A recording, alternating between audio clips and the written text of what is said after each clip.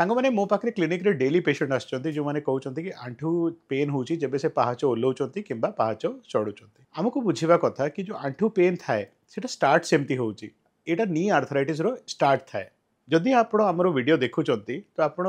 जानिबे कि हमर आंठू रो तीनटा पार्ट थाए गोटे थाई बोन गोटे लेग्रो बोन आ ता संगे गोटे चक्की जाकू इंग्लिश रे हमें मेडिकल टर्म रे पटेला कहउछु प्राय जो एंटीरियर नी पेन माने नी रो फ्रंट साइड रे जो पेन हेबा ताकू गोटे रोग कहउचंती आर्थराइटिस रो ही अर्ली फेज ताकू कहउचंती कॉन्ड्रोमलेशिया पटेला जदि मु सिंपल रे बुझेबी ता माने कि हमर जो चक्की हाड़ो सेटा हमर थाई बोन को घसुची ता ऊपरे ग्राइंडिंग होची नॉर्मली ता ऊपरे गोटे स्मूथ सरफेस थाए जोटा कि ग्राइंडिंग को अवॉइड करि थाए बट जेमती एमती से आर्थराइटिस बॉडी भो से ग्राइंडिंग टा बॉडी बॉडी की बोन टा एक्सपोज होला परे पेन हेबा स्टार्ट होची एटा गोटे आर्थराइटिस रो साइन